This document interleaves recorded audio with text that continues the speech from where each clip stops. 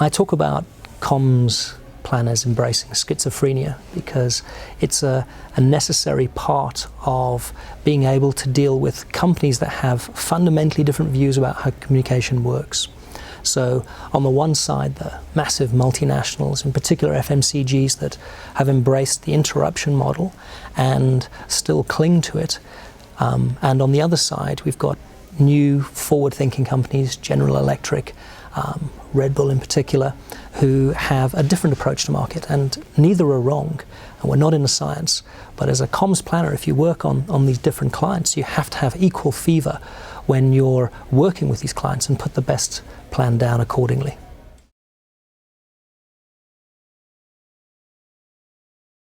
So we talk about knowing when you need help, and there's the classic T-shaped strategist, which we're very familiar with.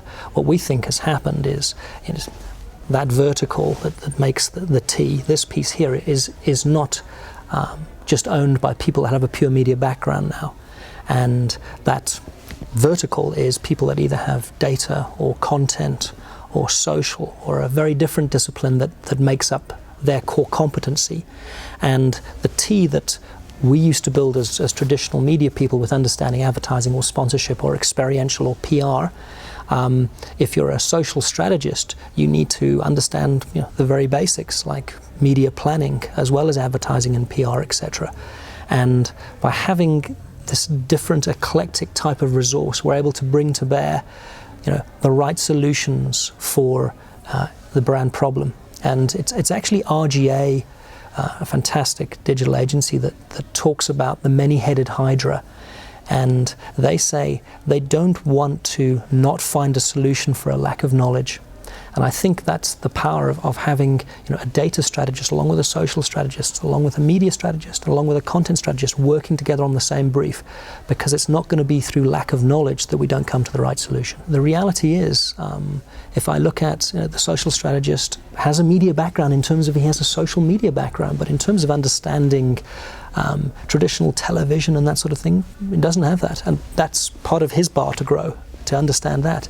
If I look at our data person, absolutely amazing at data, and then the things that he can find out, appalling at storytelling, absolutely dreadful, and that's part of his bar to build. The content guy came from a media background but has spent 15 years in content now, and that's fundamentally changed. That the perspective and the lens they bring is very different to a traditional media planner who we have a lot of. So this is about expanding the remit and expanding the number of the number of permutations we can have in solving that same brief.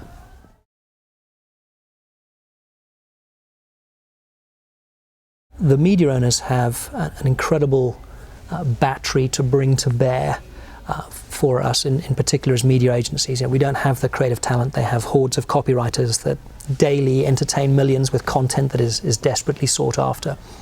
They have the talent that is either reading the news or the sports, or it's starring in a local soapy, and they can add that as part of the package. And then obviously they have what they've always had, which is the airtime.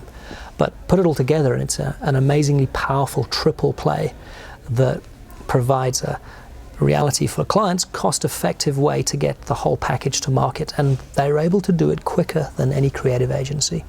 And then combine that with companies like ICA or Mo Films, where they're crowdsourcing content and giving clients and agencies multiple options in choosing which way they want to go.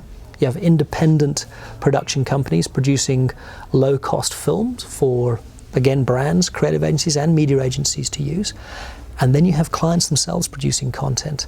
So the much fated figure of 1,200 hours of content that RedBull produces, and clients such as that we have, like GE, also producing large amounts of content that are then distributed in different ways, and not necessarily just through media owners.